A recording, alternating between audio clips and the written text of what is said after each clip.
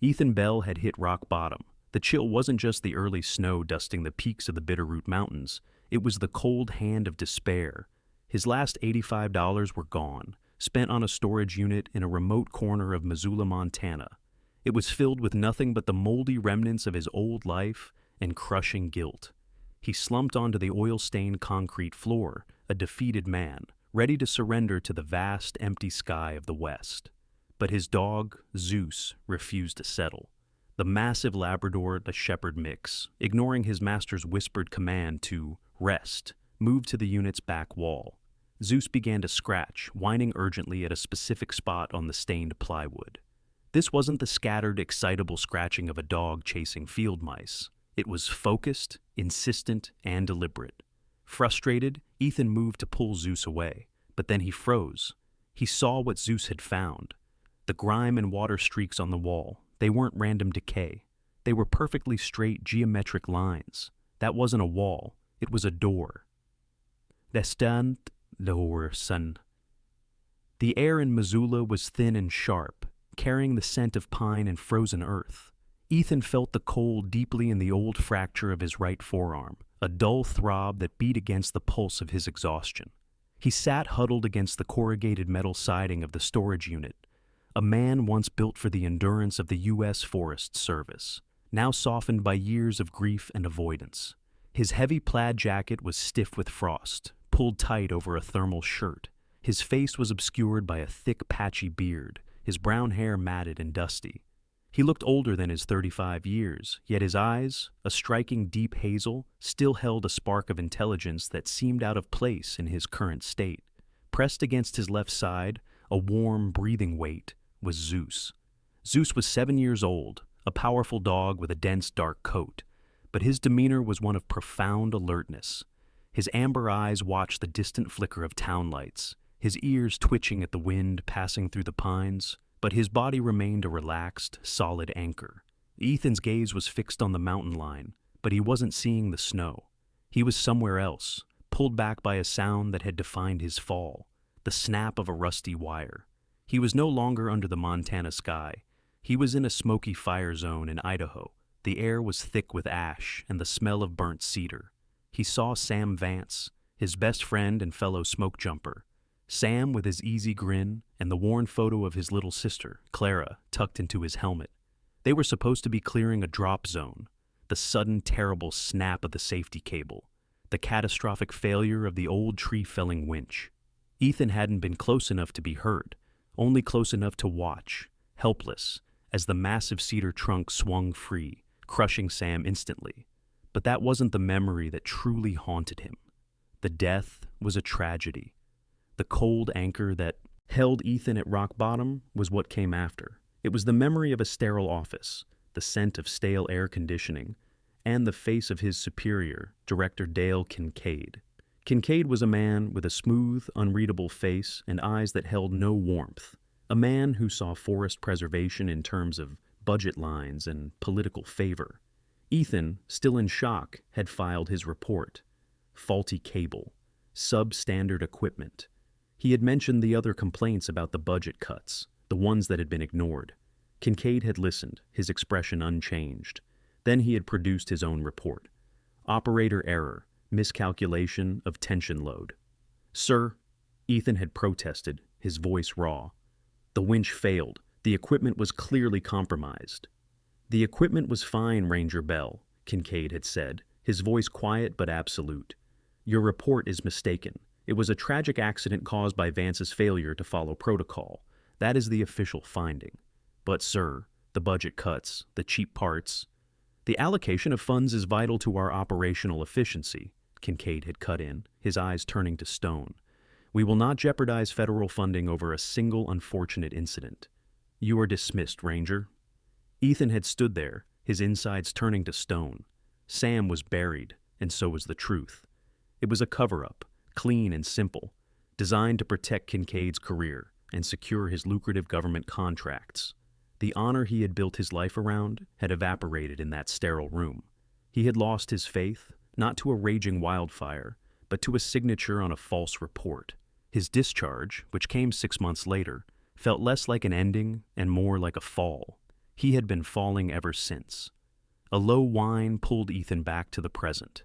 Zeus had shifted, pushing his cold nose insistently under Ethan's glove.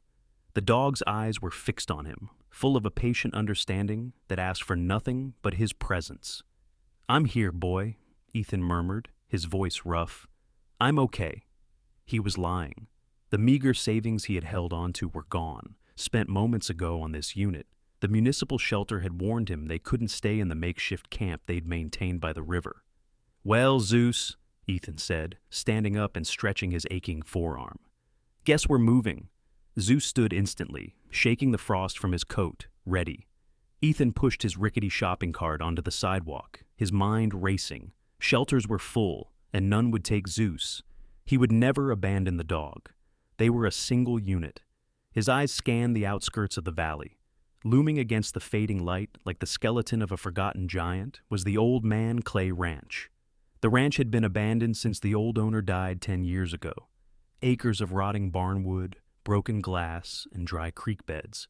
It was incredibly dangerous and strictly off-limits. Locals avoided it, believing it haunted by the ghost of Old Man Clay, who was rumored to have guarded a secret fortune. But it was a roof. It took them nearly an hour to navigate the crumbling county roads that led to the ranch's perimeter. The barbed wire fence was high, but time had been kind near the old silo. A section of the fence had rusted through at the bottom, leaving a gap just wide enough to slip through. Ethan pushed the cart as far as he could, then unfastened his pack and the sleeping bag. He and Zeus slipped through the gap into the profound, echoing silence of the dead ranch. The main barn floor was a graveyard of broken tractors and rusted tools. Moonlight slanted through the gaps in the corrugated roof, illuminating hulking, silent shapes. It was colder inside than it had been on the road. "This way," Ethan whispered, heading toward a smaller, separate structure he remembered seeing near the old farmhouse. He found it. A small concrete building set apart from the main barn. The sign above the door, barely legible, read, "Storage Root Cellar." The wooden door was thick, and the lock had been broken long ago, but the door itself was still on its hinges. Ethan pushed it open with a sound of grinding rusted metal. Inside, it was pitch black. Ethan fumbled for the small flashlight on his keychain. The beam cut through decades of dust. The room was maybe 10 feet by 10 feet. The floor was concrete, littered with dry straw, but it was dry. It was safe. Ethan dropped his pack against the wall. The air was stale, smelling of plaster and decay, but it was still. Zeus sniffed every corner. Finally, he returned to the pack, circled twice, and lay down with a heavy sigh. He was home. Ethan sat on the floor, his back against the cold wall, and placed a hand on Zeus's flank. The dog was his anchor, the only thing that kept him from drifting away completely. Here, in the frozen heart of the abandoned ranch, they had found a small, cold harbor. The root cellar at the Old Man Clay Ranch was a refuge, but it was not a home. When the wheat-gray light of morning filtered through the grime-caked window, it revealed the stark reality of their situation. The shelter was dry, but it was as cold inside as it was out. Ethan woke stiffly, his bones aching. Zeus was already awake, sitting patiently, his breath pluming in the frigid air. The dog's intelligent eyes were fixed on Ethan. It was a look Ethan knew well. Hunger. Ethan's stomach clenched in response. He checked their supplies. The inventory was grim. Half a bag of kibble for Zeus, and the last half of an energy bar for himself. He had the $85 folded into a small plastic bag in his pocket, all that remained from a temporary labor job weeks ago. It was too much to simply sit on. He remembered a damp flyer he had picked up days ago, an advertisement he had glanced at and dismissed. He fished the crumpled paper from his jacket pocket. Bitterroot storage, delinquent unit auction, cash only. It was a desperate gamble. He knew these auctions were a long shot, but he also knew that sometimes people found things. Tools, furniture, something that could be sold for a small profit, enough to buy another bag of dog food. "What do you think, boy?" Ethan murmured, showing the flyer to Zeus. The dog sniffed the paper and sneezed. "It's a chance. It's the only one we've got." He divided the last of the kibble for Zeus and ate the stale bar. He secured the small building as best he could, and they slipped back out into the frozen valley. The Bitterroot storage facility was on the industrial edge of the south side, a sprawling complex of identical gray buildings with bright blue roll-up doors. A small crowd of about 20 people was gathered near the main office, most of them men with pickup trucks and empty cargo vans. They looked warm, professional, and confident. Ethan, in his worn plaid jacket with Zeus at his side, felt immediately out of place. A man in a bright red vest stepped out holding a clipboard. This was Marcus, the auctioneer. He had a fast, rhythmic voice that cut through the cold air. "All right, folks, welcome to Bitterroot. You know the rules. Look, don't touch, cash only, due immediately. You win it, you have 48 hours to clear it to the floor. Let's get started." Ethan watched for the next hour as his hope dwindled. The professionals were fast. They would shine bright flashlights into the units, make near-instant calculations, and the bidding would start. A unit packed with high-end camping gear went for $900. Another, full of tools and welding equipment, climbed to post $500. Ethan didn't even bother watching. Finally, Marcus moved to the very last unit in the row, separate from the others. "All right, folks, last one for the day. Unit 117, tenant delinquent 6 months. Looks like a back load. We're cutting the lock now." A worker snapped the heavy padlock with bolt cutters. Marcus and the worker both strained to pull the rattling door upward. It stuck, then flew open with a groan of protesting metal. The professionals shined their lights inside, held their gaze for less than 10 seconds, and then scoffed. One by one, they turned and began walking back toward their trucks. "Okay, folks, what do we have here?" Marcus chanted, trying to keep the energy up.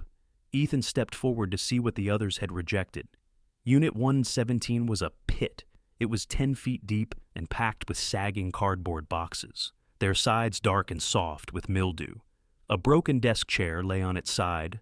Black plastic trash bags were piled in one corner, some split open to reveal stained, moldy clothing. The smell that washed out was a sickening mix of damp paper, decay, and rot. It was worthless. "Let's start the bidding at $50, Marcus called out to the retreating crowd. No one turned. $50 for the whole lot. Come on, folks, help me clear the lot. 20? Do I hear 20? Absolute silence. Marcus sighed, annoyed. He looked around, his eyes landing on the only person still standing there. "You, with the dog, $20, it's all yours," Marcus said, just wanting to be done. Ethan's heart was pounding. It was junk, but it was something. He thought of the $85 in his pocket. "I'll give you 50, Ethan said, his voice surprisingly steady. A man who had been walking away paused.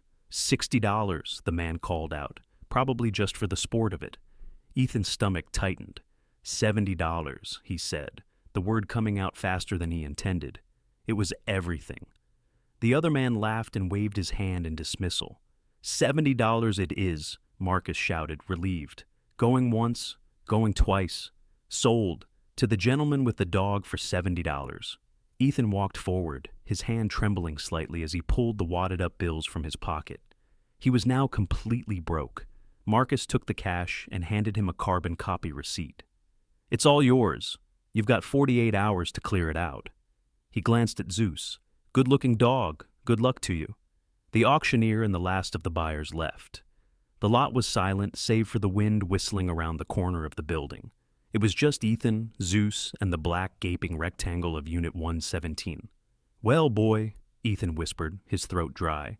"Let's see what we bought." He stepped inside, and the full force of the smell hit him. He pulled his flashlight from his pack and shined it around. It was worse than he thought.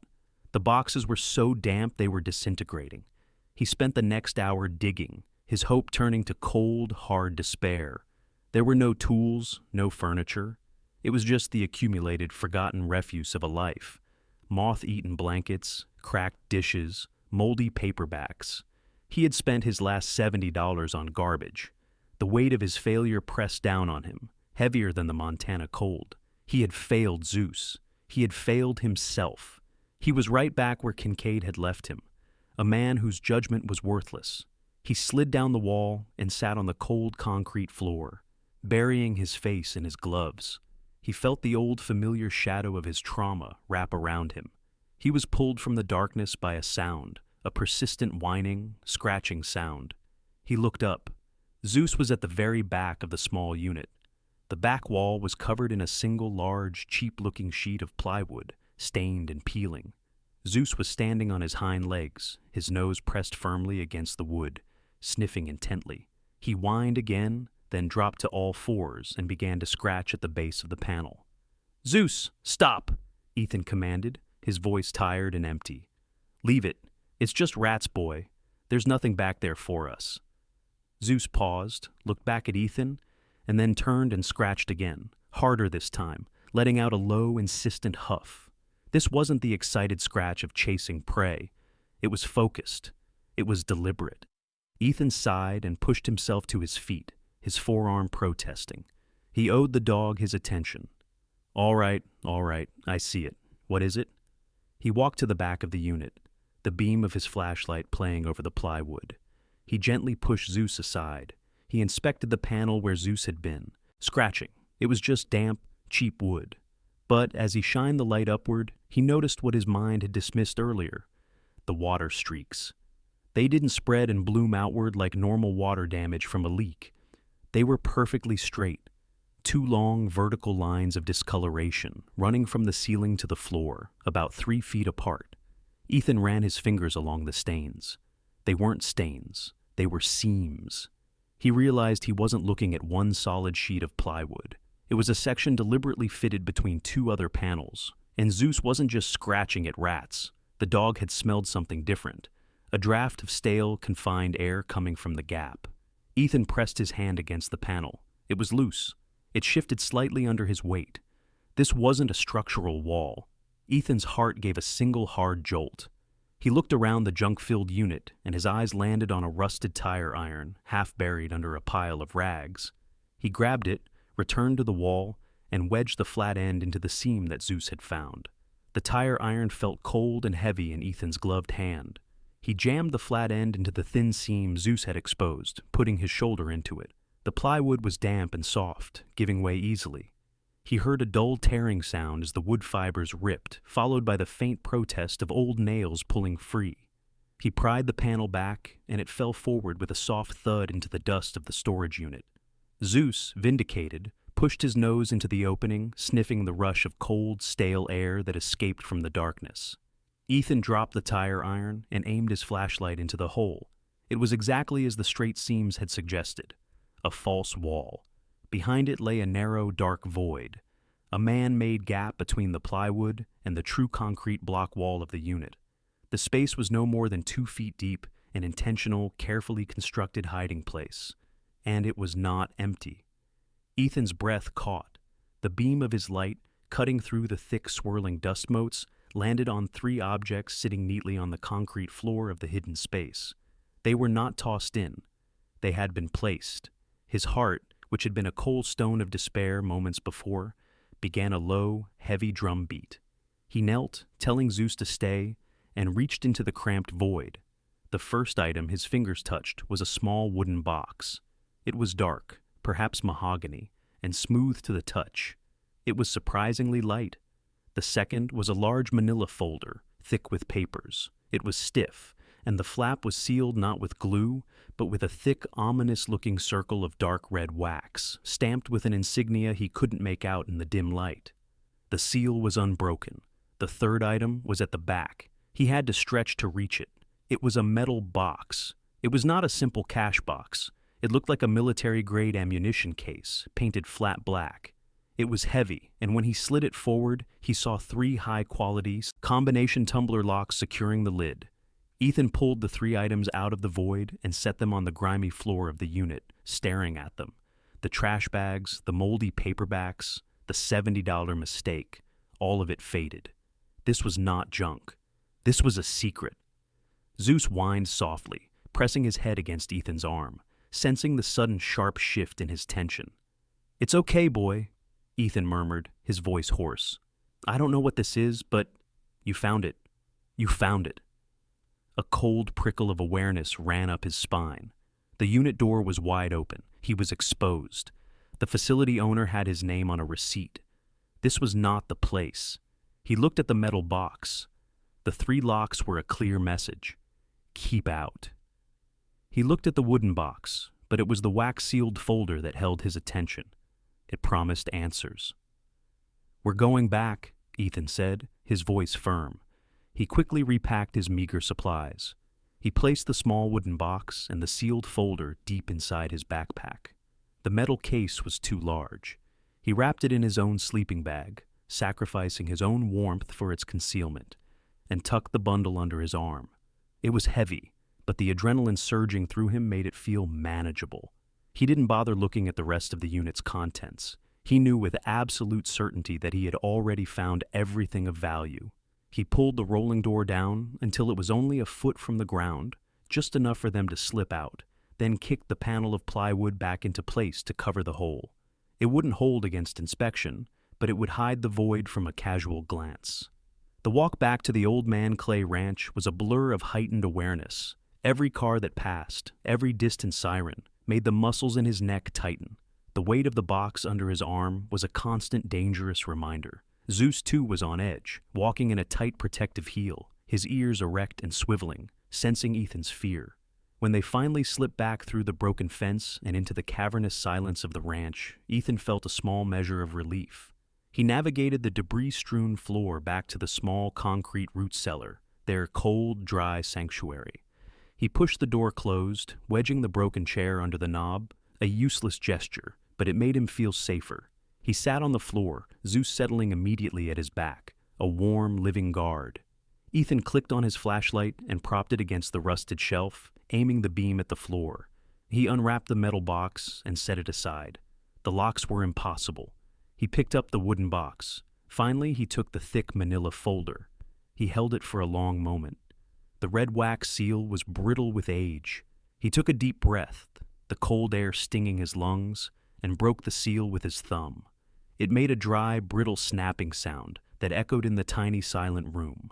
He pulled out a stack of folded papers.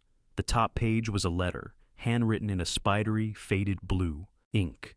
The handwriting was shaky, the loops and crosses of a person writing under great duress. Ethan angled the flashlight and began to read. The letter, "My name is Theodore Clay. If you are reading this, I am dead. I have lived in fear for 29 years. I am a coward, and I pray God has mercy on my soul. But I cannot go to my grave without leaving this. I cannot let the truth die with me. What I have hidden here is the truth about my friend, Samuel Vance. Sam. He was a good man. The best of us. He was murdered." Ethan stopped reading, his heart pounding against his ribs. He looked at the black metal box. Murdered. Sam Vance. His Sam.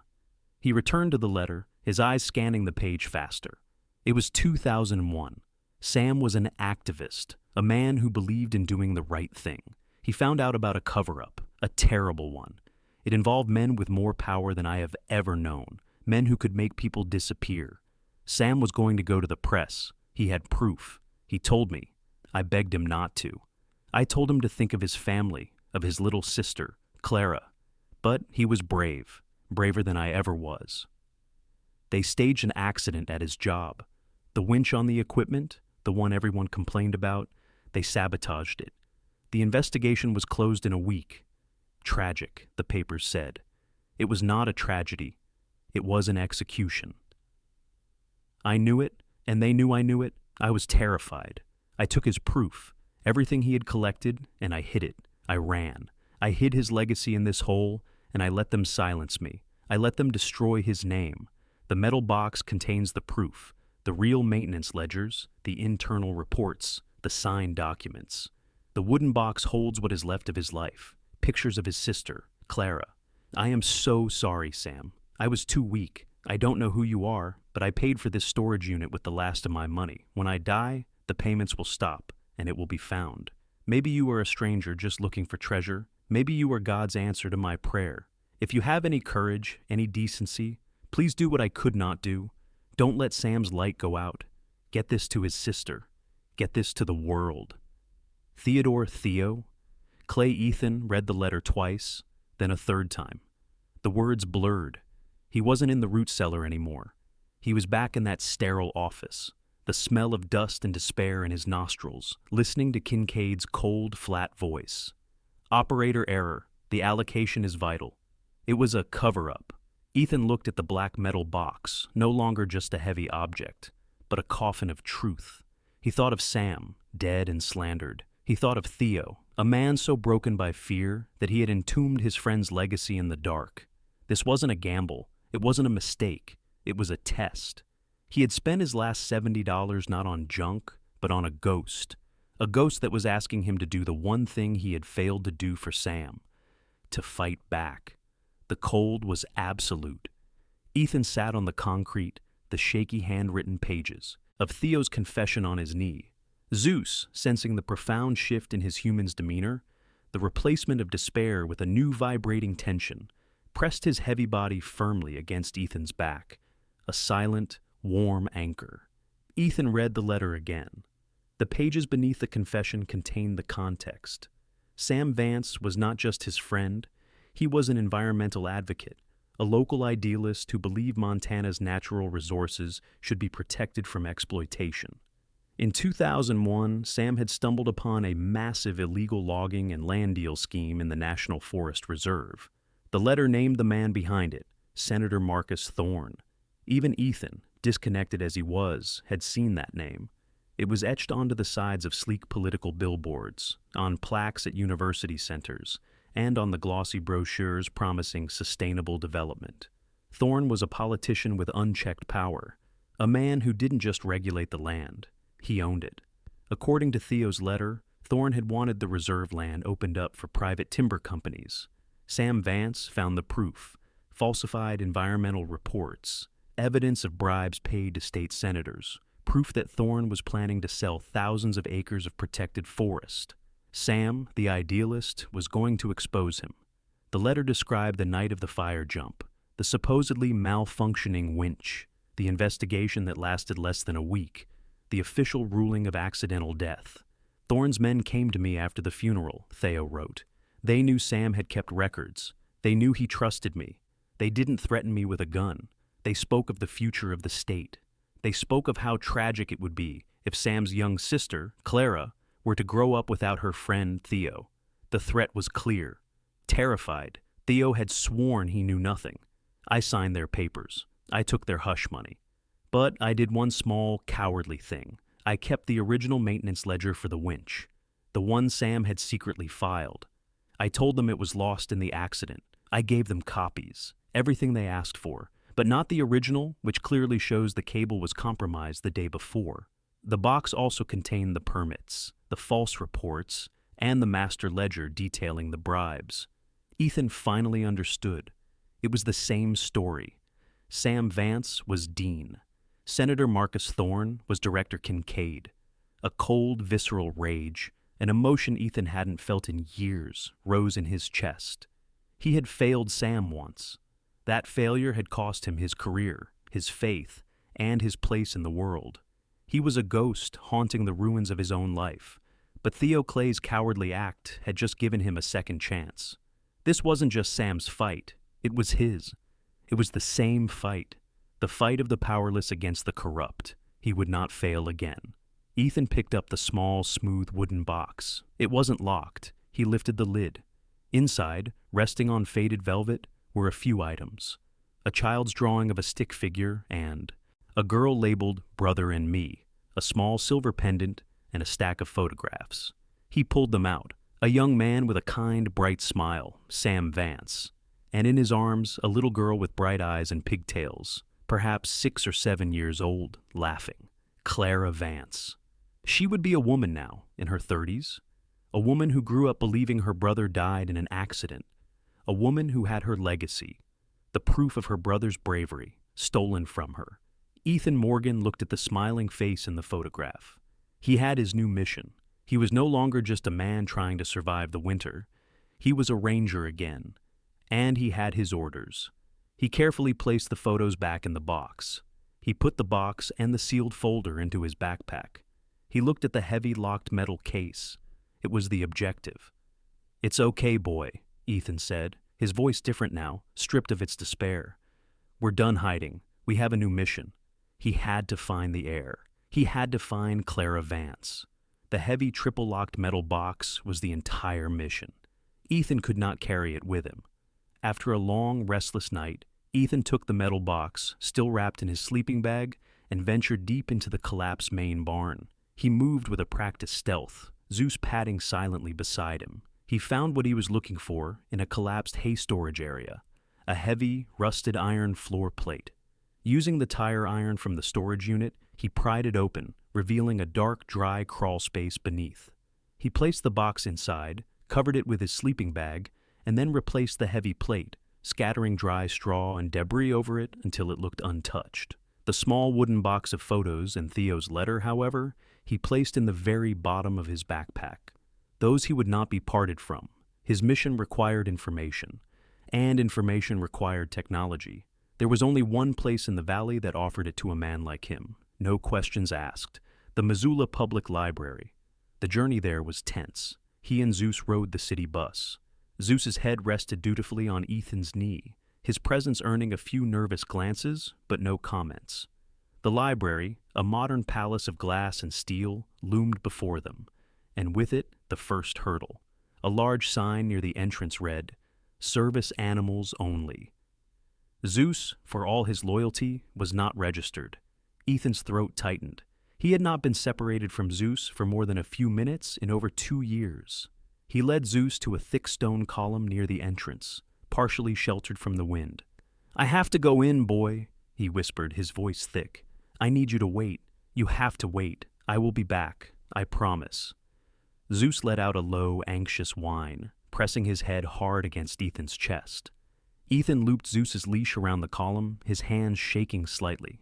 "Guard, wait." He stood and walked backward toward the automatic doors, his heart pounding a sick rhythm. Zeus sat rigid, his eyes locked on Ethan until the heavy glass doors hissed shut between them. The transition was jarring. Ethan stepped from the biting cold into a world of profound warmth, silence, and the soft scent of books. Students sat at long oak tables, their faces illuminated by laptops. Ethan felt intensely visible, his worn plaid jacket, his rough beard, the dirt under his fingernails. It all felt like a stain on the pristine quiet. He found the public computer terminals in a quiet alcove, sat down, and took a steadying breath. He was a ghost at the feast. He began the hunt. First, the victim. Samuel Vance, 2001, Smokejumper. The library's digital archives were fast. He found the old newspaper clippings. Tragic winch failure, claims local firefighter, investigation rules, accidental.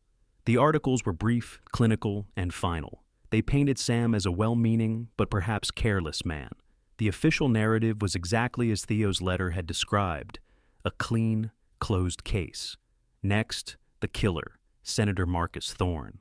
The screen flooded with results. It was a digital monument to a titan. The Thorne Foundation pledges $10 million to state parks. Senator Thorne honored as guardian of the Montana wilds. Ethan felt a familiar cold sickness rising in his stomach.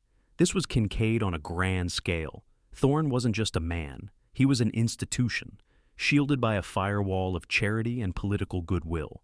The man who had murdered Sam Vance was now celebrated as the state's savior.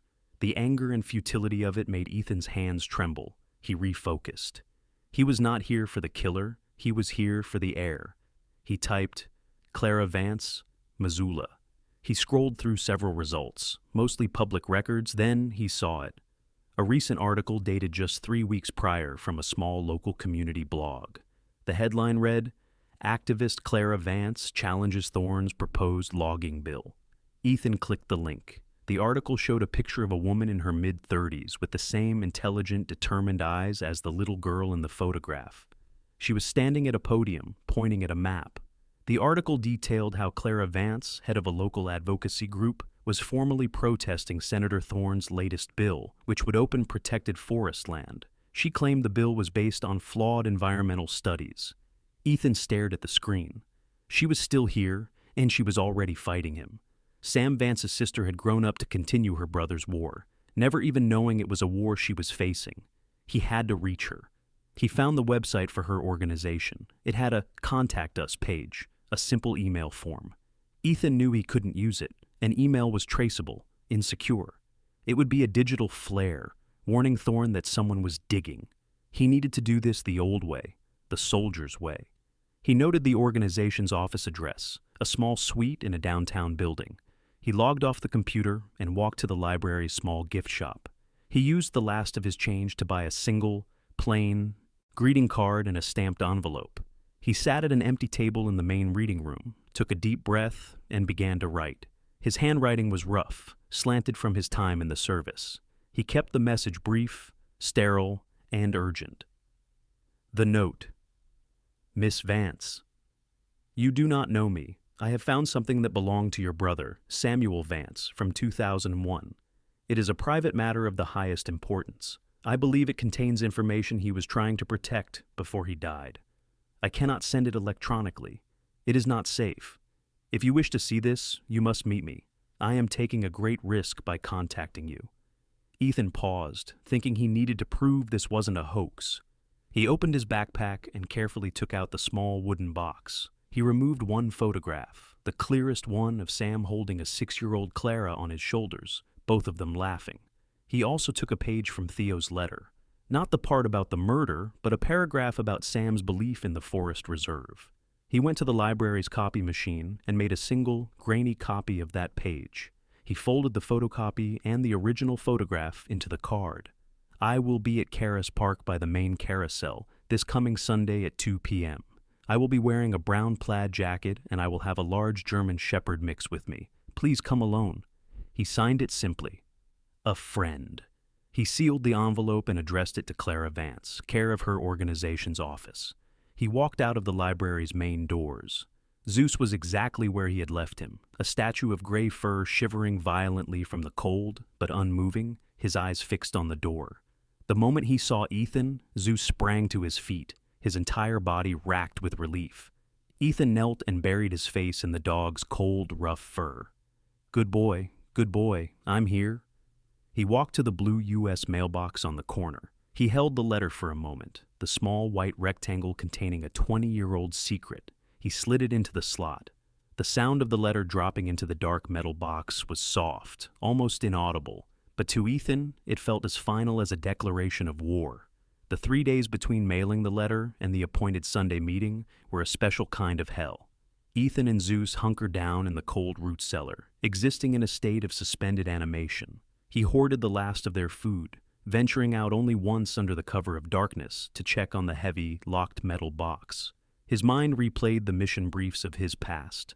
He was meeting an unknown contact in an exposed position with high-value intelligence.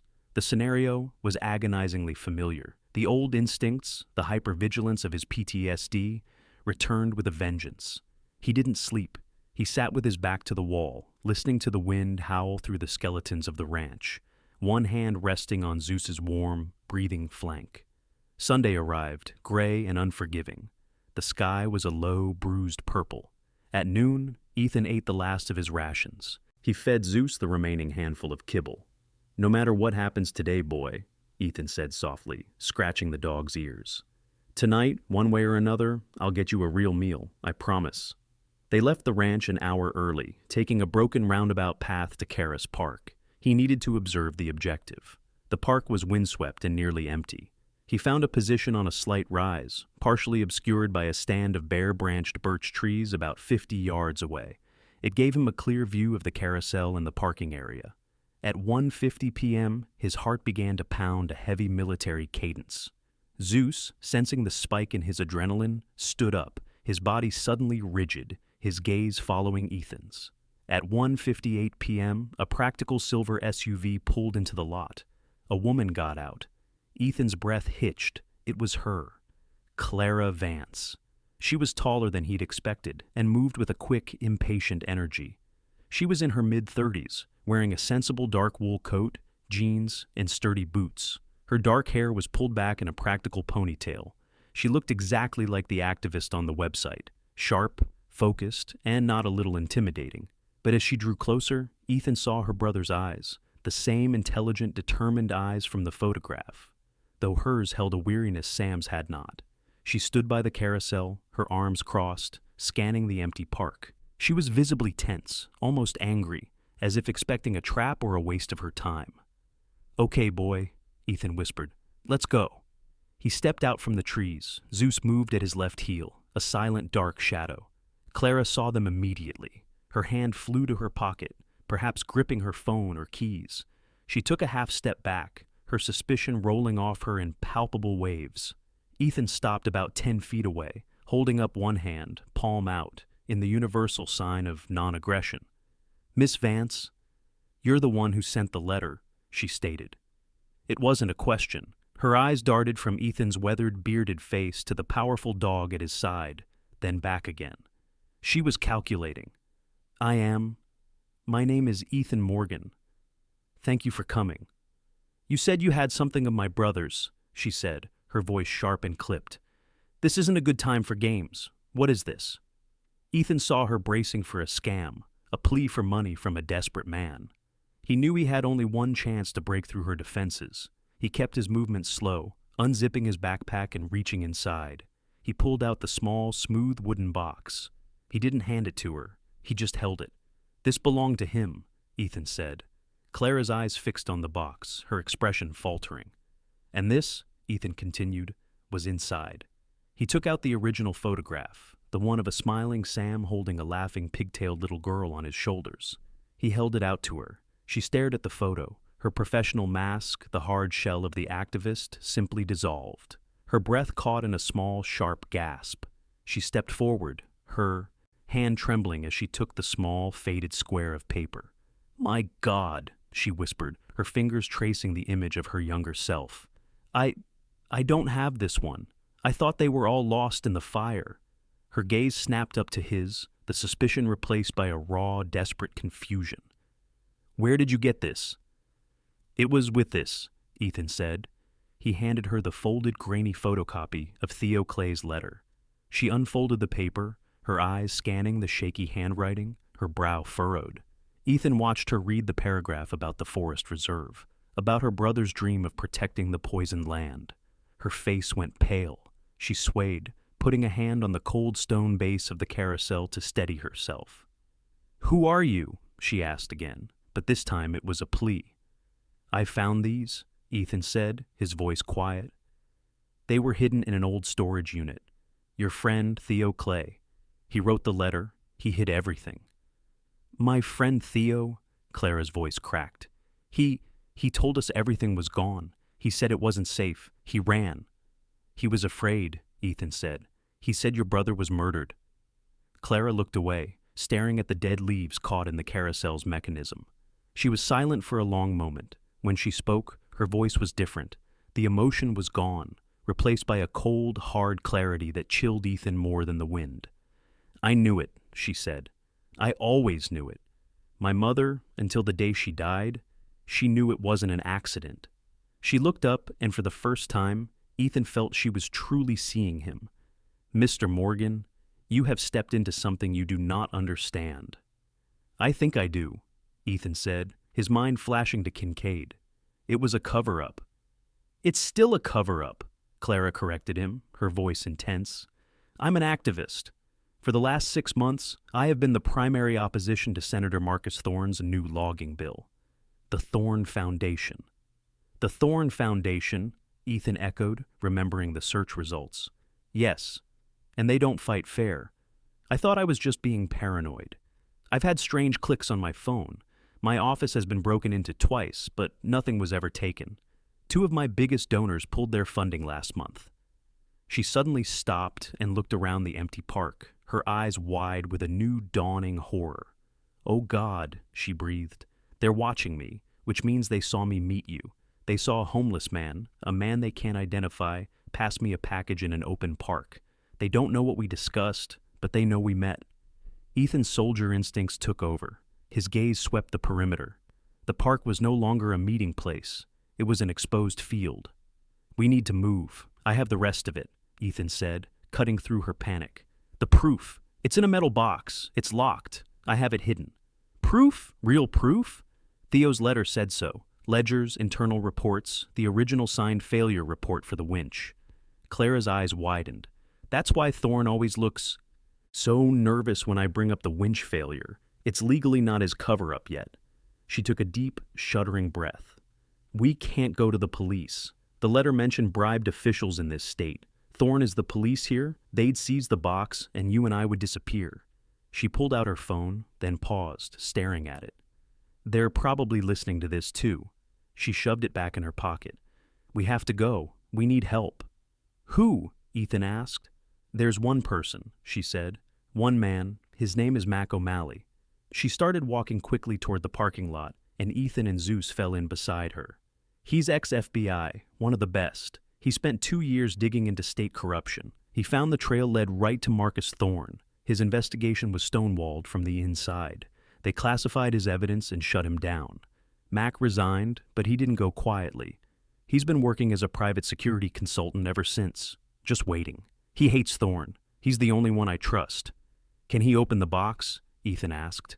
"If it can be opened, Mac can open it," she said. They reached her car. She looked at Ethan, then at Zeus. "Get in. Both of you." Ethan opened the back door.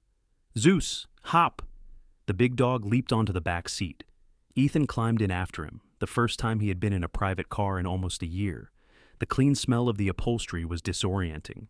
Clara got in the driver's seat, locked the doors, and sat for a moment gripping the steering wheel. She was staring at the small, faded photograph in her hand. "He murdered my brother," she whispered. Then, her voice hardening with 20 years of stolen justice, she started the car. "Let's go see Mr. O'Malley." Clara drove with a focused, controlled anger. She handled the car not like a civilian, but like someone who had been expecting a crisis. Ethan sat in the back, the heavy, warm presence of Zeus pressed against his side. "Mac's office isn't secure enough for this," Clara said, her eyes meeting Ethan's in the rearview mirror. "Not if they're watching me. We need the proof first. Where is it?" "The Old Man Clay Ranch," Ethan said. Our shelter, the root cellar." Clara's knuckles whitened on the steering wheel. "My brother's friend's ranch." The words were heavy, spoken with a reverence that bordered on pain. She turned the car toward the mountains, toward the crumbling farmhouse. She didn't park near the main road. She used an overgrown access lane, pulling the car behind a collapsed brick wall, concealing it from the street. "Stay here. Keep the engine running. I'll be fast," Ethan said. "No," Clara said, her voice firm. "I'm coming. I need to see it. It's not safe. They're watching me, Mr. Morgan. The safest place for me is right next to you, and I'm not letting that box out of my sight." Ethan looked at her, seeing the steel that must have defined her brother. He gave a single sharp nod. "Zeus, with me, guard."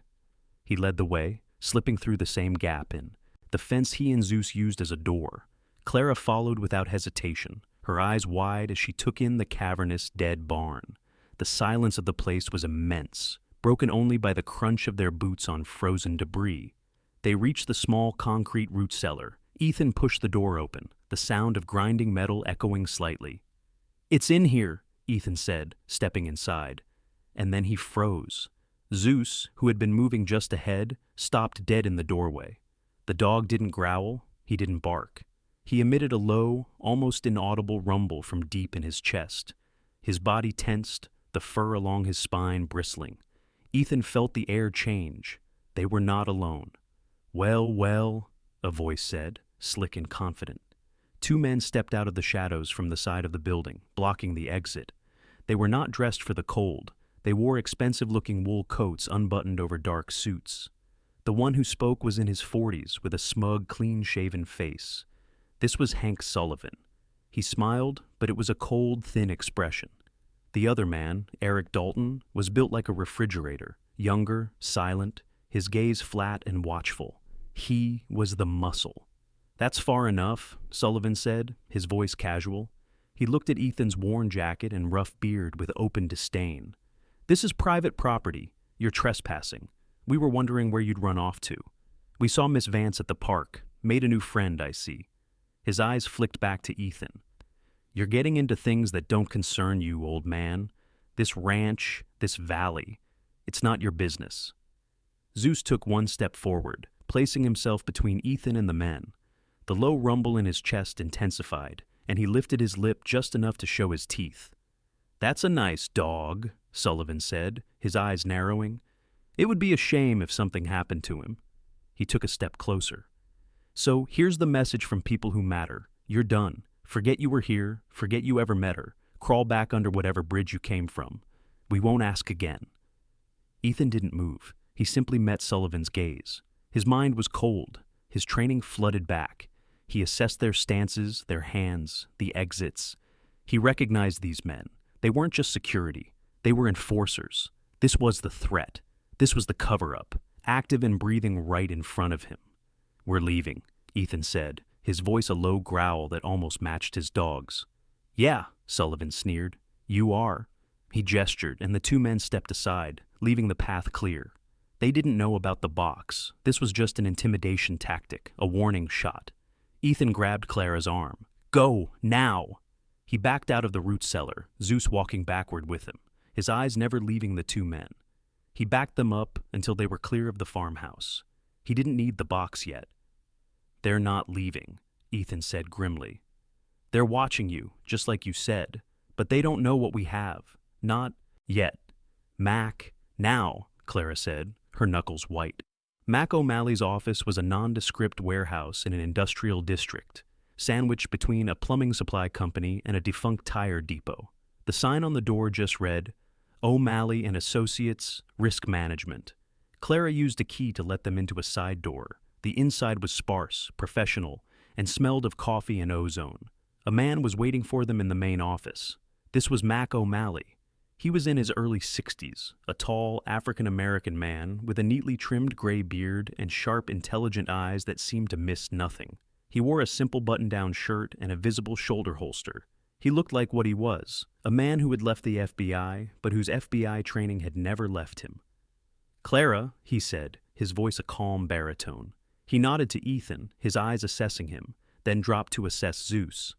"Mac, this is Ethan Morgan," Clara said, her words tumbling out. "He found it, Mac. He found my brother's proof."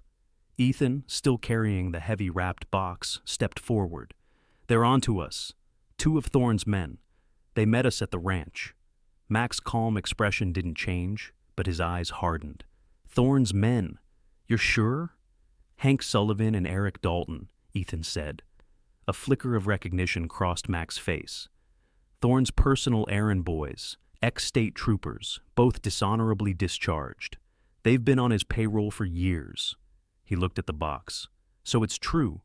Set it on the table. While Ethan and Clara explained the storage unit, the letter, and the confrontation at the ranch, Mac examined the black metal box. He ran his fingers over the 3 combination locks. "This is military grade," Mac said, his voice thoughtful. "High-security tumbler locks. This isn't amateur hour. Sam was serious about this." "Can you open it?" Clara asked, her hands clasped so tightly her fingers were white. Mac permitted himself a small, thin smile. "The Bureau teaches you how to break things, but it also teaches you how to unbreak them." He went to a workbench and returned with a set of delicate tools and a stethoscope. Zeus, meanwhile, had finished his sweep of the office and lay down by the front door, facing it, his head on his paws.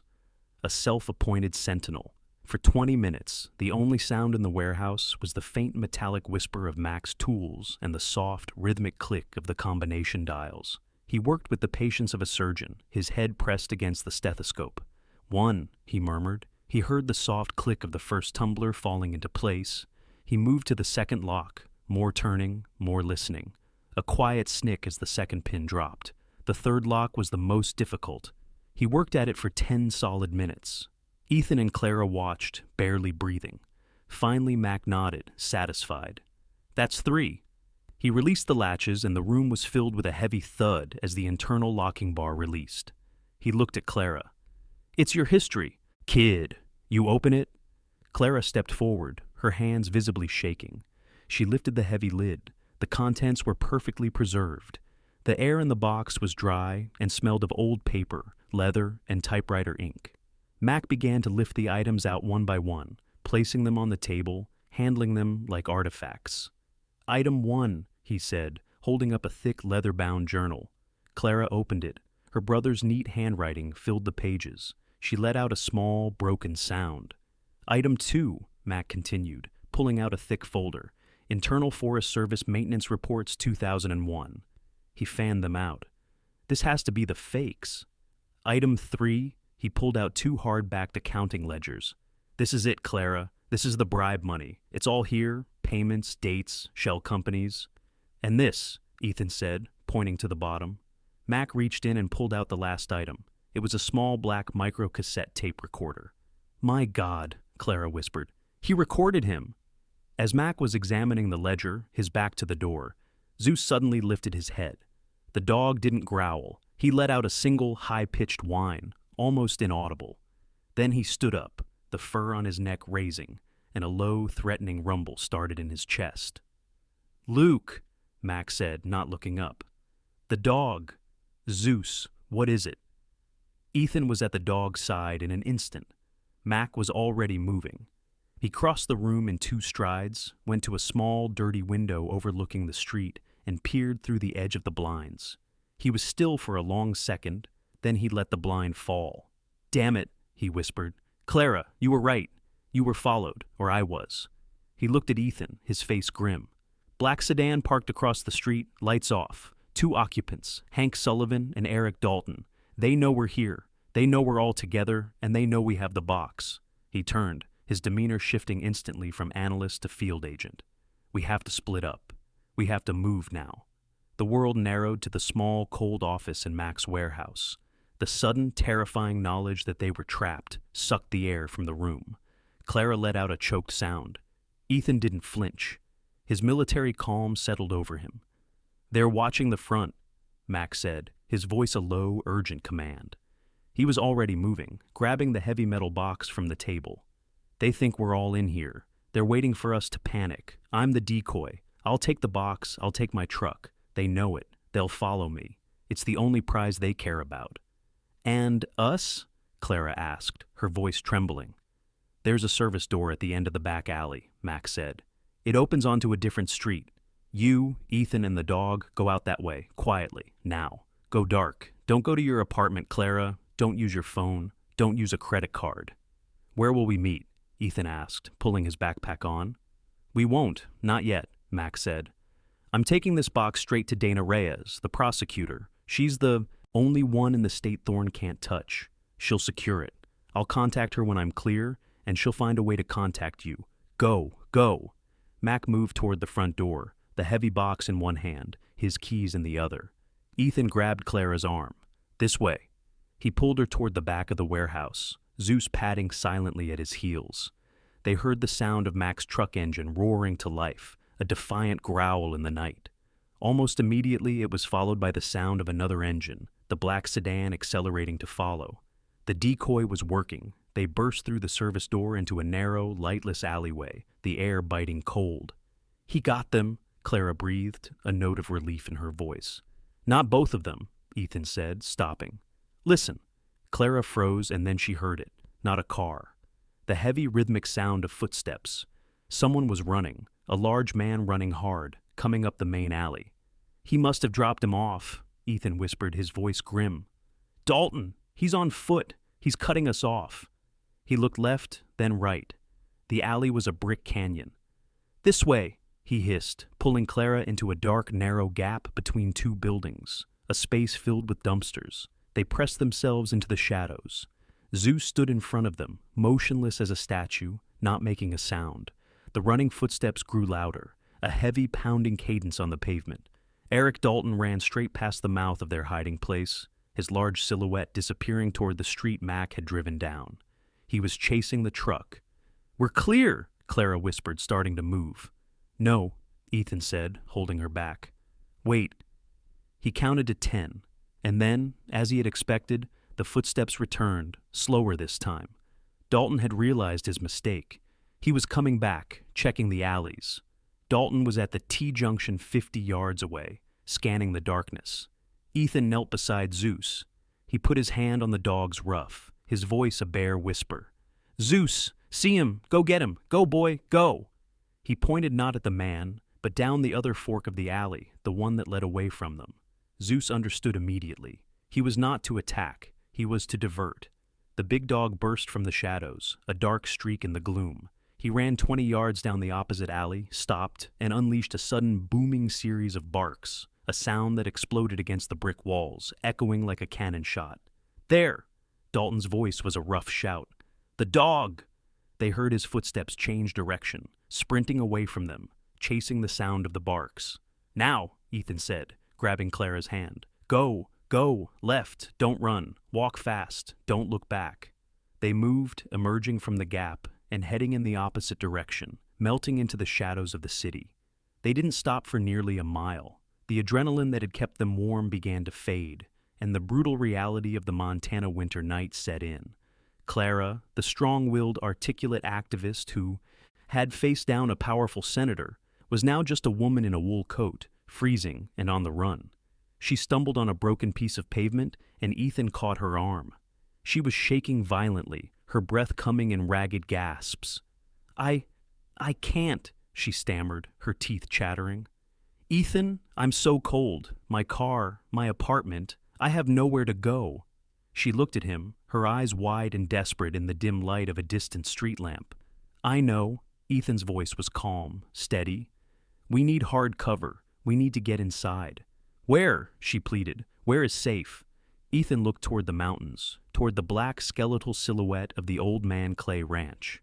"The one place they'll never look," he said. "We're going back to the ranch." The remaining part of the story continues the action sequence at the ranch, including the hidden stove, the discovery of a final hidden piece of evidence, and the resolution of the conflict with Senator Thorne, matching the original's length and emotional depth.